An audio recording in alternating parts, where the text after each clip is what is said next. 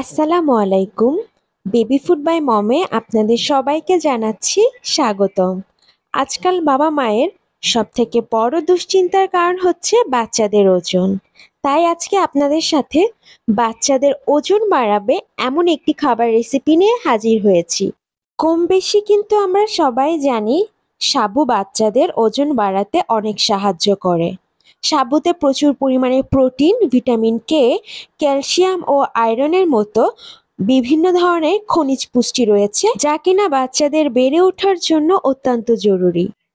আমি যেভাবে আজকে এই সাবু রান্না করেছি, আমার রেসিপি ফলো করে যদি আপনারা বাচ্চাকে এইভাবে সাবু রান্না করে সপ্তাহে ৩ দিন যে কোনো একবেলা বাচ্চাকে খাওয়ান, তাহলে ইনশাআল্লাহ বাচ্চার ওজন বৃদ্ধি পাবে। ৭ মাস থেকে যে কোনো বয়সের বাচ্চাদেরকে আপনারা এই রেসিপিটা দিতে পারবেন। মূল রেসিপিতে ঢোকার আগে যারা এখনো পর্যন্ত আমার চ্যানেলটি সাবস্ক্রাইব করেননি, তারা দয়া করে সাবস্ক্রাইব করে বেল আইকনটি ক্লিক করে দিবেন। এই রেসিপির জন্য আমি ২ টুকরা খেজুর এবং কয়েক টুকরা বাদাম পানিতে ভালো মতো ধুয়ে আধা ঘন্টার মতো নর্মাল টেম্পারেচারে পানি দিয়ে ভিজিয়ে রাখবো। আপনার হাতে সময় কম থাকলে আপনি গরম পানি দিয়ে ১০ মিনিটের মতো পানিতে ভিজিয়ে রাখতে পারেন। আধা ঘন্টা পর আমি খেজুর এবং বাদামের ছোলকাগুলো ছুলে ভালোভাবে ব্লেন্ড করে নিব। অবশ্যই বাচ্চার খাবারে বাদাম অ্যাড করার আগে 3 ডেজ মেথডটা ফলো করবেন, যে বাদামে বাচ্চার কোনো প্রকার অ্যালার্জি আছে কিনা। ব্লেন্ড করার সময় অবশ্যই ভিজিয়ে রাখার সময় যে পানিটা ছিল সে পানি সহকারে ব্লেন্ড করবেন, তাতে খুব দ্রুত এবং ভালোভাবে ব্লেন্ড হবে। আমার বাচ্চা যখন অসুস্থ থাকে তখন আমি ওকে এই খাবারটা রান্না করে দিই, কারণ বাচ্চা অসুস্থ থাকলে কিন্তু ওই সময়টাতে বাচ্চা কিছুই খেতে চায় না, আর এই খাবারটা কিন্তু তখন বাচ্চার শরীরে প্রচুর পরিমাণে এনার্জি যোগায়। প্রথমে আমি একটি প্যানে ১ চামচ পরিমাণ ঘি দিব। আপনার চাইলে এখানে ঘিয়ের পরিবর্তে বাটার অথবা নর্মাল রান্নার তেলটাও ব্যবহার করতে পারেন। এরপর এতে ২ টুকরা এলাচ দিব। এলাচ, দারচিনি এগুলো কিন্তু বাচ্চাদের খাবার হজম করতে অনেক সাহায্য করে।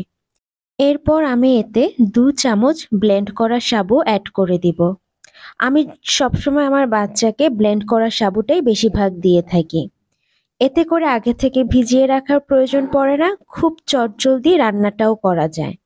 সাবুটা কিছুক্ষণ ঘিতে ভেজে নেওয়ার পর এরপর এতে আমি ব্লেন্ড করে রাখা বাদাম ও খেজুরগুলো অ্যাড করে দিব। তারপরে ১ মিনিট ঘিতে আবারও ভেজে এতে আমি পরিমাণ মতো পানি দিয়ে দিব। বাচ্চার বয়স ১ বছরের বেশি হলে আপনারা চাইলে কিন্তু এখানে গরুর দুধও ব্যবহার করতে পারেন। এখানে পানির পরিমাণটা নির্ভর করবে সাবুটা সিদ্ধ হতে কতটুকু পরিমাণ পানি লাগে, আর আপনি এই খাবারটা কেমন কনসিস্টেন্সিতে রান্না করতে চান। ঘি, সাবু, বাদাম, খেজুর সবই কিন্তু বাচ্চাদের ওজন বাড়াতে অনেক সাহায্য করে। সেই কারণেই এই খাবারটি বাচ্চাদের ওজন বাড়াবে খুবই দ্রুত। বাচ্চাদের কোষ্ঠকাঠিন্য দূর হবে এবং বাচ্চারা প্রচুর পরিমাণে এনার্জি পাবে এই খাবার থেকে। চাইলে আপনারা এ পর্যায়ে সামান্য একটু চিনি ব্যবহার করতে পারেন, কিন্তু যদি ১ বছরের আগে বাচ্চাকে চিনি দিতে না চান সেক্ষেত্রে এভাবে রান্না করে বাচ্চাকে খাওয়াতে পারবেন।